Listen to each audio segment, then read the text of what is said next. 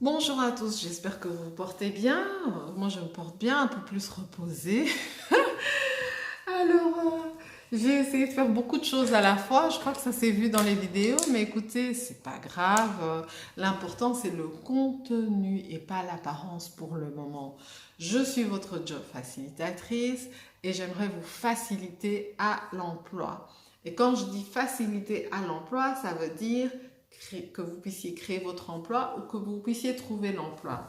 Aujourd'hui, on va parler plus de l'aspect spirituel, puisque une fois par semaine, j'essaie quand même de parler spirituel, vu qu'à la base de mon action, il y a le livre Passeport pour l'emploi d'un chrétien.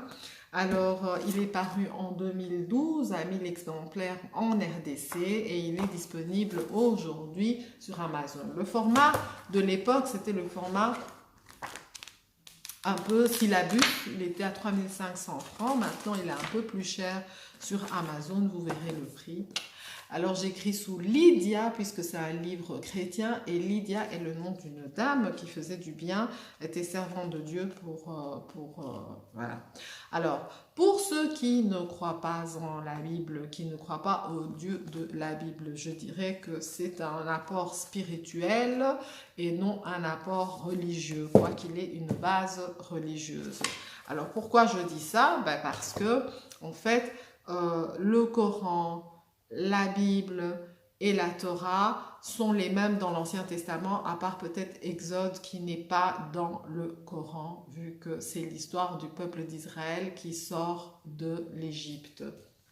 Ok, donc vous avez le Nouveau Testament, quand vous avez par exemple, ça veut dire que ce qui est à peu près là, commun à ces religions-là, qu'est-ce qui est commun à ces religions-là?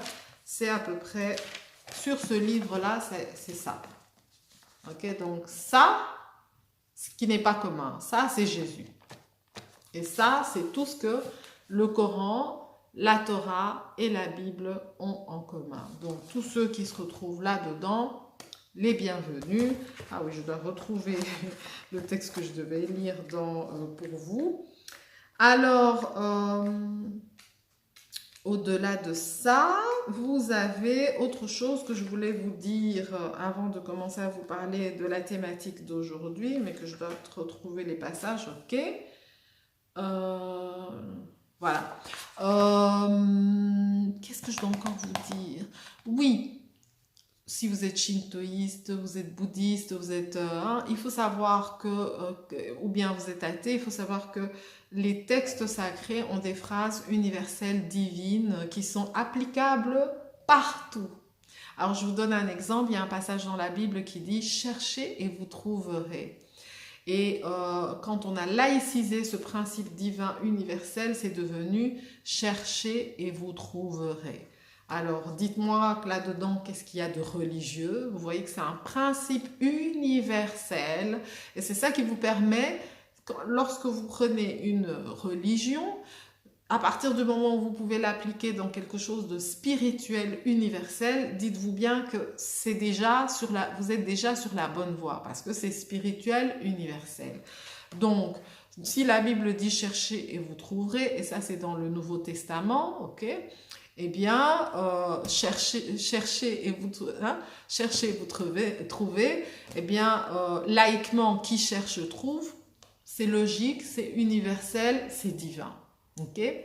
Alors, il faut savoir qu'il y a la science. Maintenant, parlons de la science. La science qui n'est pas une religion, qui n'est pas une spiritualité, elle aussi, elle a sa façon de voir les choses et de faire les choses. Et nous allons donc mélanger ce tout-là. Et c'est pour ça que je vous dis l'esprit spirituel. Ici, c'est une intervention en esprit qui a pour base la Bible, parce que je crois en la Bible, je suis chrétienne, mais que vous pouvez utiliser largement. Donc, si vous êtes capable de supporter la lecture de quelques passages qui me permettent de vous montrer comment c'est laïque et universel, et que ça se trouve dans plusieurs passages, dans plusieurs écrits, eh bien restez avec moi, on continue. Ok? Alors, pour ceux qui sont des chrétiens, vous avez un bic, un papier noté. Exode 28, 3. Exode 31, 3. Exode 31, 6. Exode 35, 31. Exode 35, 35. Exode 36, 1 et Exode 36, 2. Donc, ce passage d'Exode qui ne devrait pas normalement être dans le Coran, mais je suis sûre qu'il y a des équivalents puisque les prophètes du Coran sont les mêmes que les prophètes de la Torah, sont les mêmes que les prophètes de la Bible. Et puis, il y a des passages qui sont universels, qui sont repris partout. Mais voilà, je commence la première lecture qui est simple, ça ne cite pas Dieu, ou ça le cite, mais vous verrez comment. Alors, tu parleras à tous ceux qui sont habiles, à qui j'ai donné un esprit plein d'intelligence, et ils feront des vêtements d'Aaron afin qu'ils soient consacrés et qu'ils exercent mon sacerdoce. Donc ici, dans la Bible, Dieu dit qu'il donne un esprit d'intelligence. Est-ce que tu es conscient que tu as un esprit d'intelligence? Ok? Je crois que tous ceux qui sont laïcs sont d'accord avec moi que lorsqu'on décide d'être rationnel, d'être cartésien, c'est l'intelligence qui joue. C'est pas le par cœur de passages bibliques, c'est pas des incantations, c'est pas, non, c'est l'intelligence. Et tiens, étrangement, dans ces textes bibliques, on parle de l'intelligence. Et Dieu dit qu'il a donné l'intelligence. Autre chose, je l'ai rempli de l'esprit de Dieu, de sagesse, d'intelligence et de savoir pour toutes sortes d'ouvrages. Alors ici, on remplit de l'esprit de Dieu, donc on remplit de quelque chose qui est, quand on dit Dieu, c'est quelque chose qui est suprême, qui est grand, mais ce qui est très intelligent pour l'emploi, c'est que de sagesse. Hein? Remplir quelqu'un de sagesse, c'est quoi la sagesse? C'est une façon d'être. La sagesse, c'est une façon d'être.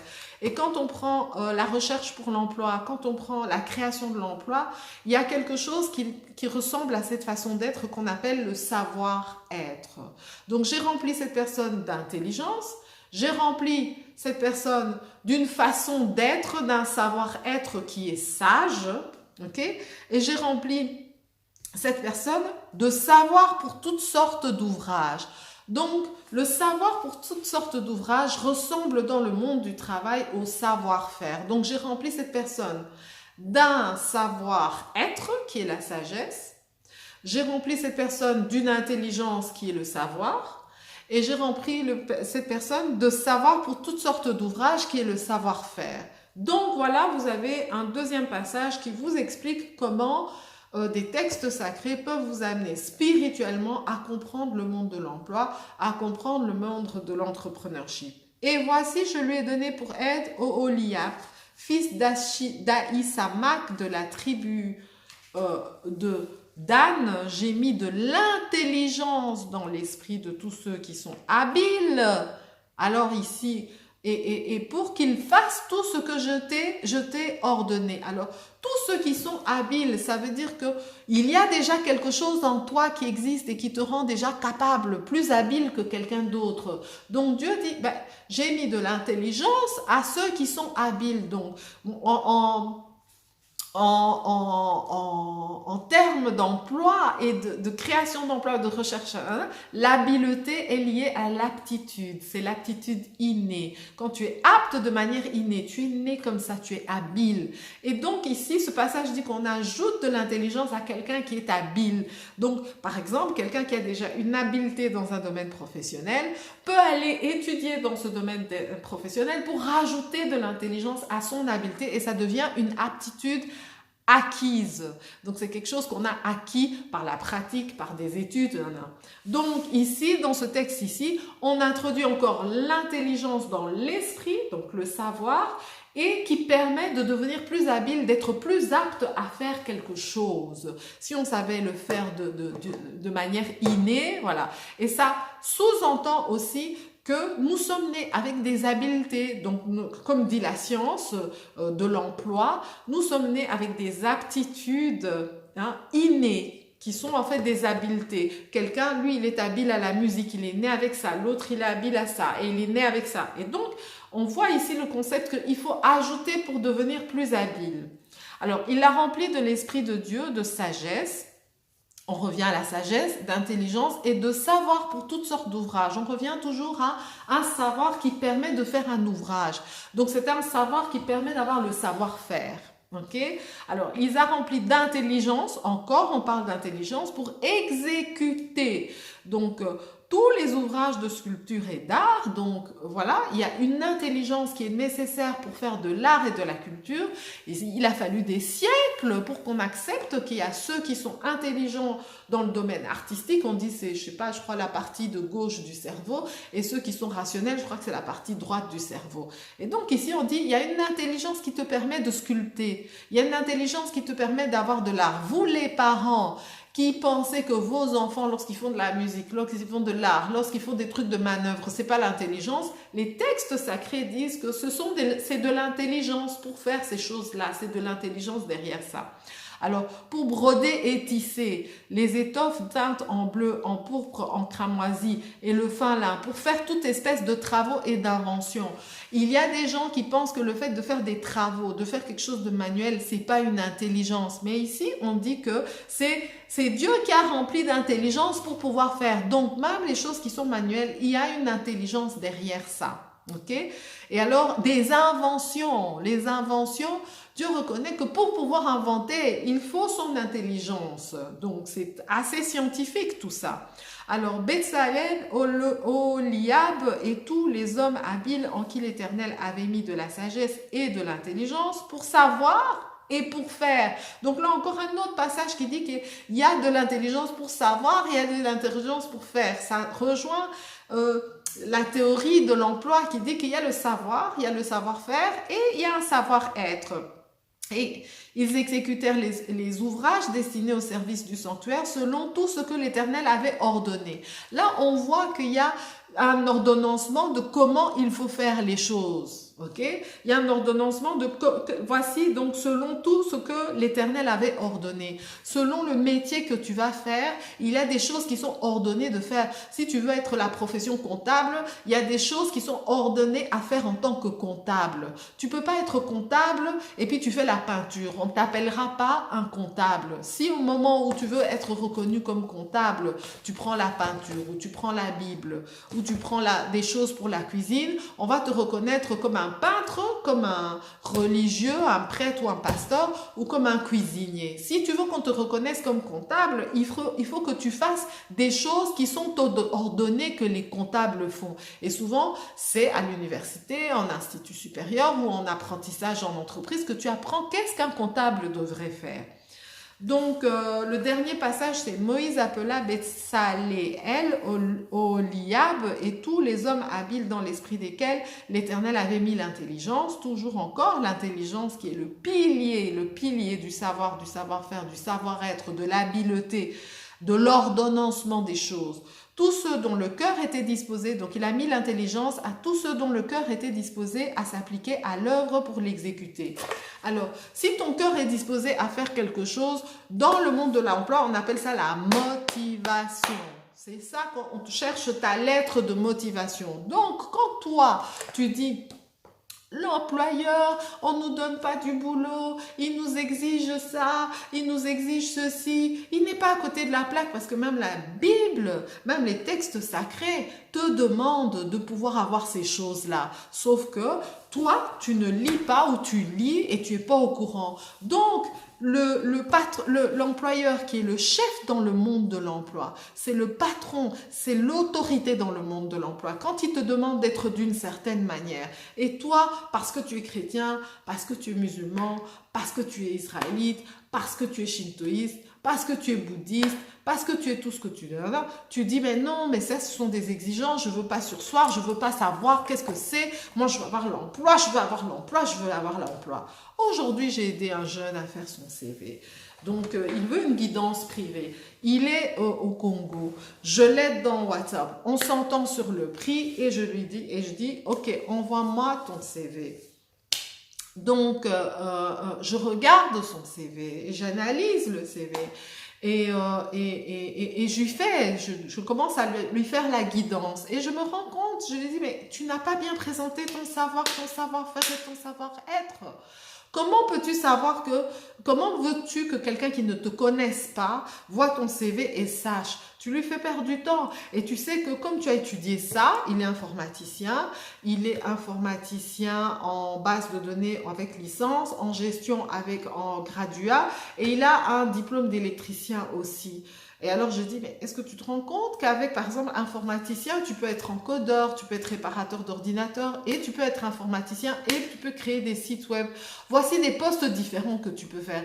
Est-ce que tu sais qu'avec ton poste de gestion informatisée, tu peux travailler dans l'administration, commis administratif, adjoint administratif, tu peux être comptable, tu peux être un gestionnaire de l'approvisionnement ou de la logistique. Est-ce que tu sais, tu peux faire les programmes de paye parce que tu connais tel logiciel. Je dis voilà des postes que tu peux avoir. Est-ce que tu sais qu'en tant qu'électricien, tu peux être réparateur de radio, télévision, mais tu peux travailler aussi dans réparation des réseaux numériques? Oui. Alors je dis, ben, tu vois, ici, ton savoir-faire n'est pas présenté comme il se doit. Parce que ça, c'est pas mis ce que tu sais faire. Donc, quelqu'un qui ne sait pas que tel diplôme mène à tel poste ne peut pas deviner que tu sais faire ça. Bien sûr, quand c'est une multinationale, le RH, il a fait des études là-dedans, mais il y a beaucoup d'hommes d'affaires qui ne sont pas spécialement des diplômés et que leur business fonctionne parce qu'ils ont une intelligence, ils ont un savoir-être, un savoir-faire, un savoir inné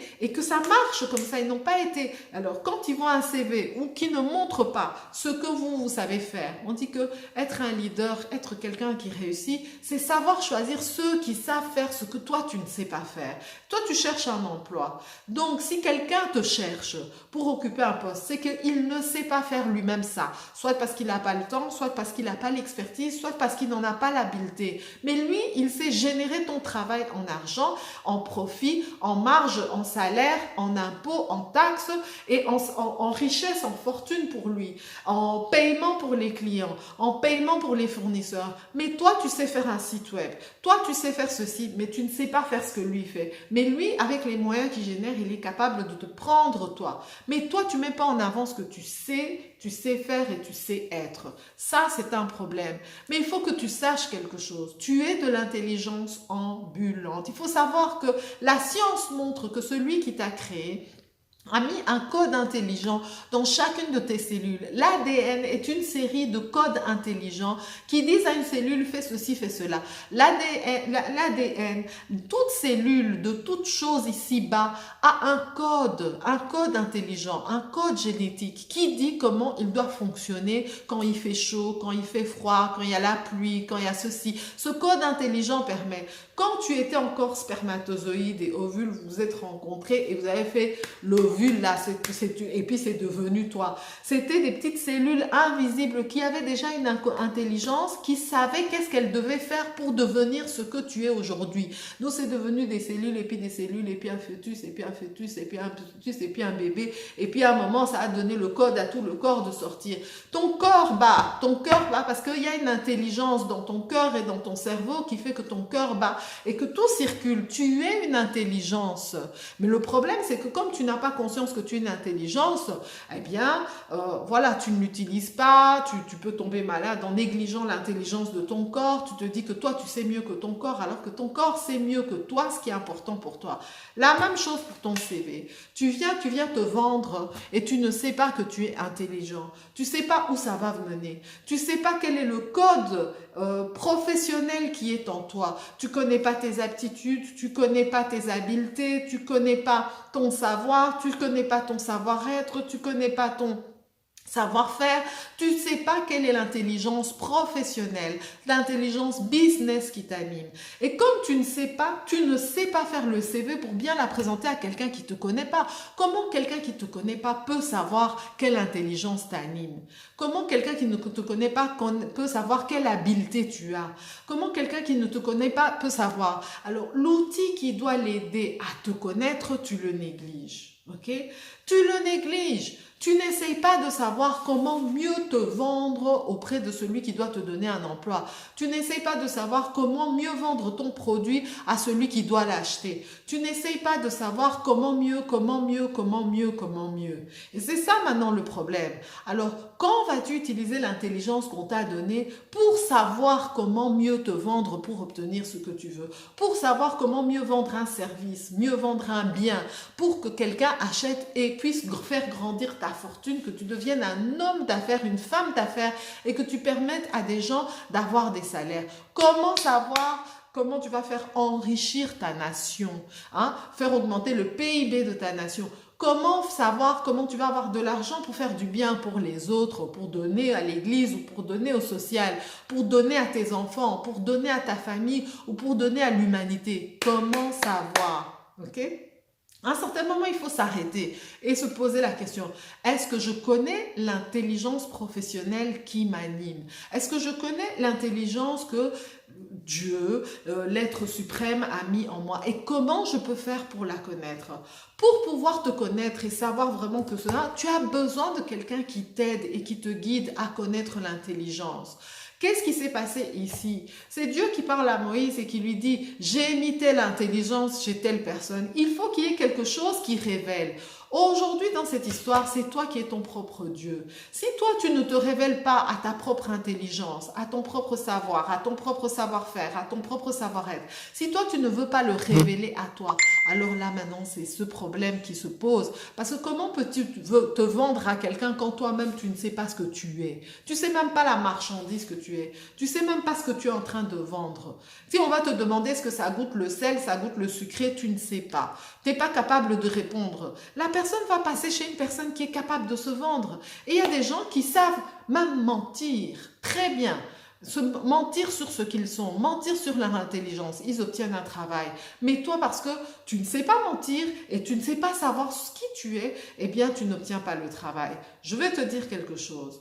Savoir faire très bien un CV te permet de prendre conscience de l'intelligence professionnelle qui t'anime. Savoir bien faire le CV te permet de savoir quel est ton savoir, quel est ton savoir-faire, quel est ton savoir-être, quelles sont tes aptitudes, quelles sont tes motivations, et où ça va te mener. Mais tu as besoin de la job facilitation pour te guider vers là.